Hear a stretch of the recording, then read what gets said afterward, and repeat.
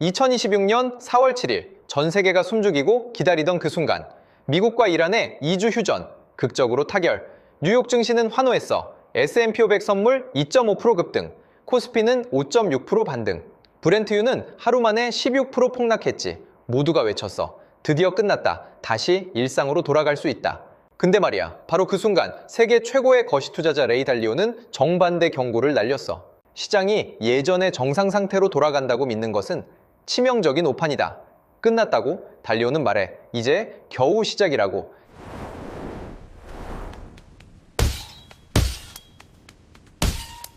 잠깐만 생각해봐. 1913년, 1938년. 그때도 사람들은 똑같이 말했어. 국지적 충돌일 뿐이야. 평화는 유지돼. 그리고 이듬해 세계는 불타올랐지. 달리오는 50년간 브리지워터를 운영하며 500년치 패권 교체의 패턴을 추적했어. 네덜란드, 영국, 그리고 미국. 모든 제국은 똑같은 13단계를 거쳐 무너졌다는 거야. 근데 충격적인 건 이거야. 달리오가 진단한 지금 우리의 위치. 몇 단계일 것 같아? 9단계.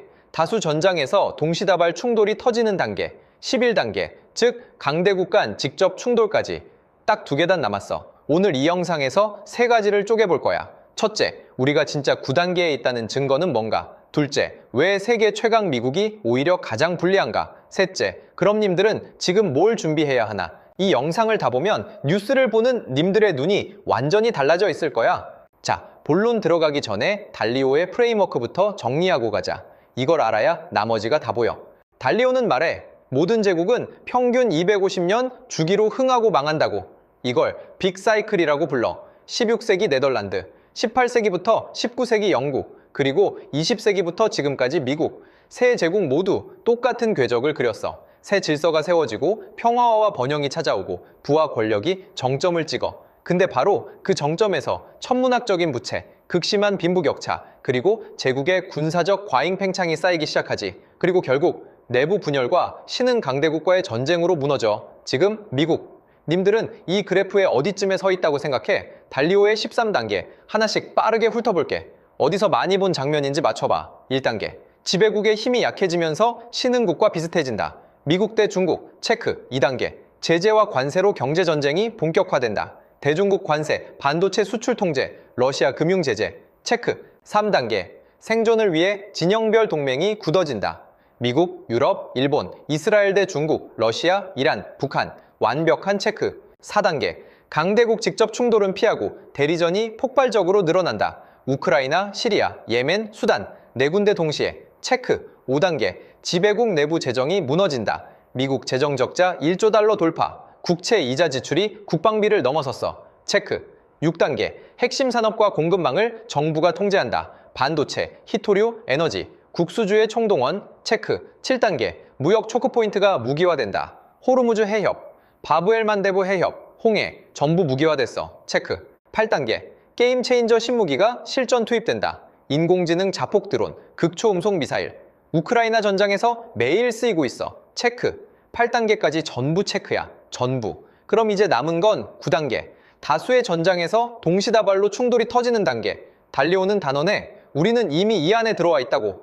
진짜야? 증거 있어. 있어. 그것도 5개 대륙에 전부 흩어져 있어. 지금부터 하나씩 보여줄게. 지도를 펼쳐봐. 유라시아, 인도태평양, 중동, 아프리카, 서방우 5개 대륙, 5개 전선. 전부 지금 이 순간 불타고 있어. 전선 하나, 유라시아의 러시아와 우크라이나 4년째 소모전이야. 양측 사상자 합계 180만 명에서 200만 명. 2차 대전 이후 유례가 없는 규모야. 근데 진짜 충격적인 숫자는 따로 있어. 2026년 1분기 기준 러시아군이 우크라이나 동부에서 1제곱킬로미터를 전진하는데 평균 316명이 죽거나 다쳐. 전년된 160명이었어. 1년 만에 2배야. 왜 이렇게 출혈이 커졌을까? 드론이야. 우크라이나 무인기 부대는 하루 평균 11,000건의 작전을 수행해. 3월 한 달 동안에만 러시아군 표적 15만 개를 박살냈어. 자폭 드론 3,400대를 한꺼번에 군집으로 날려서 후방 20km까지 쓸어버려. 8단계의 신무기가 전장을 완전히 바꿨다는 증거야.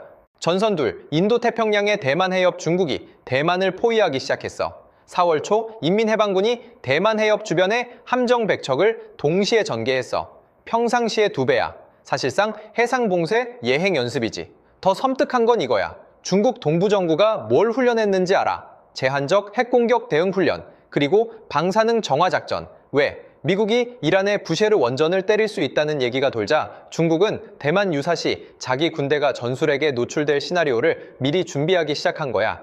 전술핵을 일상적으로 가정하는 훈련. 이게 2026년 4월의 현실이야.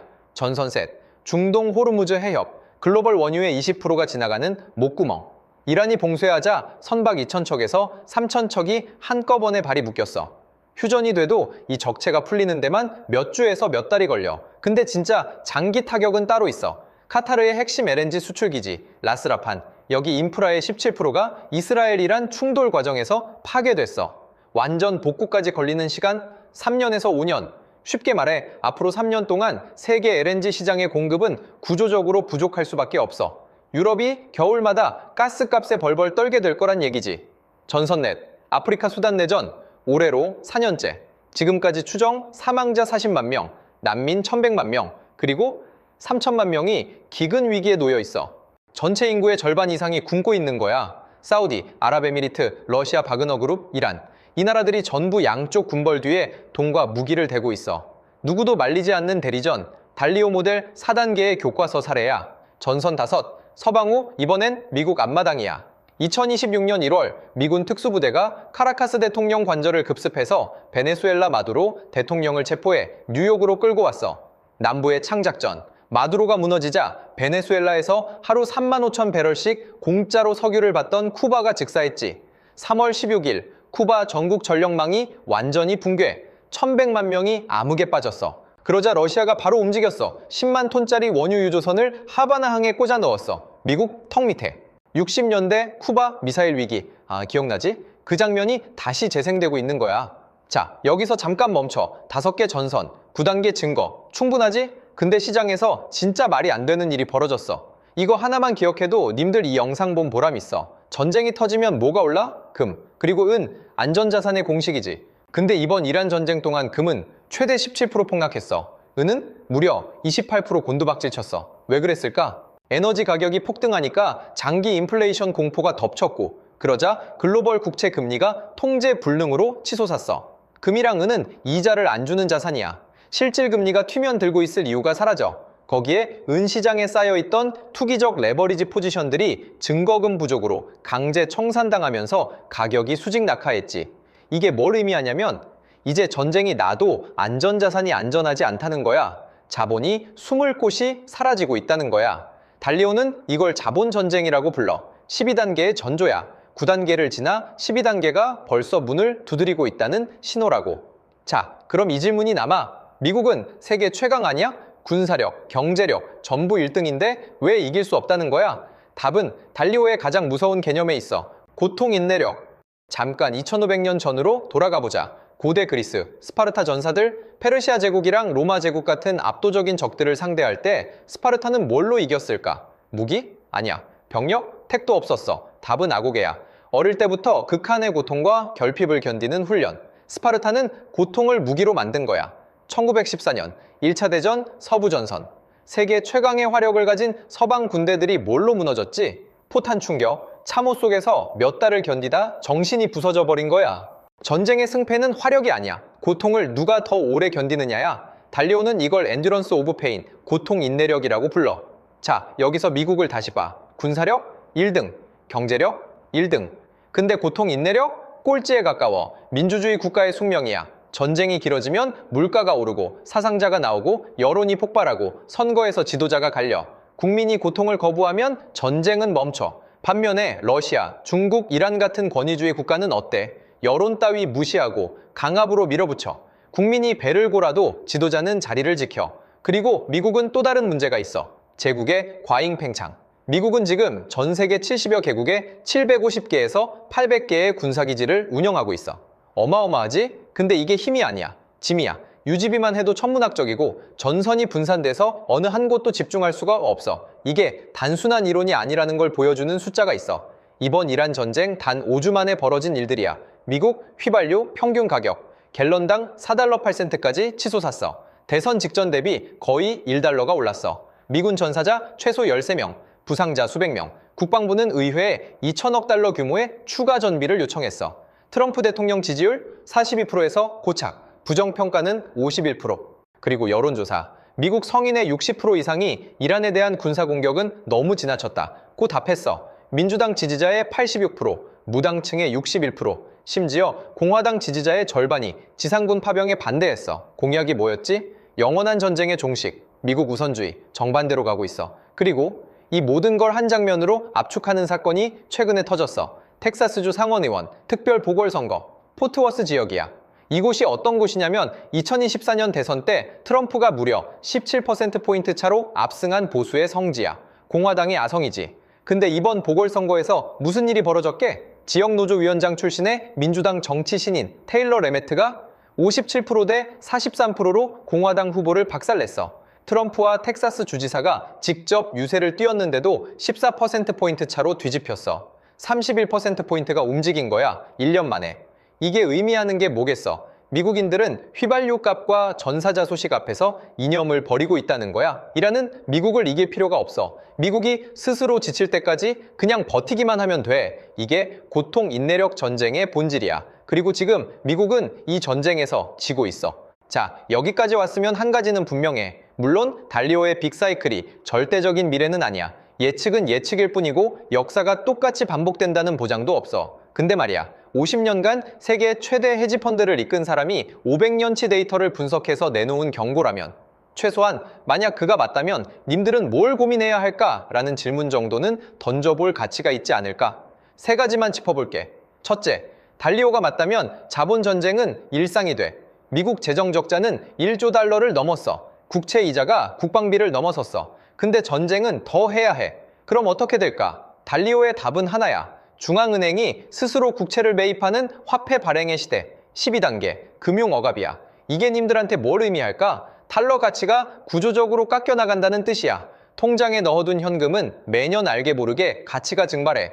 국채 금리는 오르고 예금 이자는 물가를 못 따라가. 그리고 잊지 마. 이번 이란 전쟁에서 금과 은이 배신했어. 안전자산 공식이 깨졌다는 거야. 그럼 님들의 자본은 어디에 둬야 안전할까? 실물 자산일까? 생산성 있는 주식일까? 아니면 완전히 새로운 바구니일까? 한번 진지하게 고민해 볼 시점이야. 둘째, 한국인이라면 그냥 넘어갈 수 없는 얘기야. 2026년 미국 국방전략. 이름은 원 플러스 모델이야. 과거에는 미국이 아시아에서도 유럽에서도 동시에 두 개의 전쟁을 수행할 수 있다. 예고했지? 이제 그 약속이 깨졌어. 최우선 순위는 미국 본토와 서방우, 그 다음이 인도태평양에서의 중국 억제, 유럽은 유럽이 알아서 하라는 거야. 그럼 한국과 일본은? 일본은 이미 무기급 플루토늄 45톤을 보유하고 있어. 정치적 결단만 있으면 6개월에서 1년 안에 핵무기 실전 배치가 가능하다는 게 전문가들의 평가야. 한국도 이재명 정부가 한미 원자력 협정 개정에 사활을 걸고 있고 여야를 가리지 않고 독자 핵무장론이 주류 담론으로 올라왔어.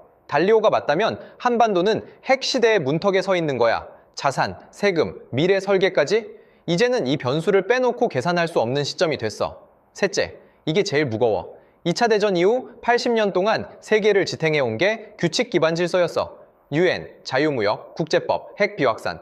완벽하진 않았어도 최소한의 브레이크는 있었지. 달리오는 말해. 그 브레이크가 풀리고 있다고. 힘이 곧 정의의 시대. 각자 도생이 뉴노멀이 되는 시대. 진짜 그럴지 아닐지는 앞으로 몇 년이 증명할 거야. 하지만 만약 그가 맞다면 님들의 투자 원칙도 자산 배분도 심지어 커리어 선택도 이 전제 위에서 다시 검토할 필요가 있어. 그럼 달리오가 맞는지 틀리는지 어떻게 확인할 수 있을까? 앞으로 지켜봐야 할 세 개의 트리거야. 하나, 이란의 호르무즈 통행세 부과 시도. 2주 휴전이 끝나는 시점에 이란이 뭘 꺼낼지. 둘, 11월 미국 중간선거. 공화당이 하원을 잃으면 트럼프 행정부의 운신 폭이 극도로 좁아져. 셋, 대만 해협. 중국의 함정 백척 전개가 훈련에서 실전으로 바뀌는 순간, 이 셋 중 하나라도 어긋나는 쪽으로 움직이면 달리오의 9단계 진단이 단순한 예측이 아니었다는 신호가 될 거야. 막연히 옛날로 돌아갈 거라는 희망은 잠깐 내려놓고 지금 님들이 들고 있는 포트폴리오, 님들이 세운 삶의 계획 한번 다시 생각해보자. 달리오가 틀릴 수도 있어. 근데 맞을 수도 있잖아. 그래서 나도 더 열심히 자료 파고 좋은 정보 계속 물어다 줄게. 님들은 옆에서 같이 고민만 해줘. 구독, 좋아요, 알림 설정 잊지 말고 다음 영상에서 만나.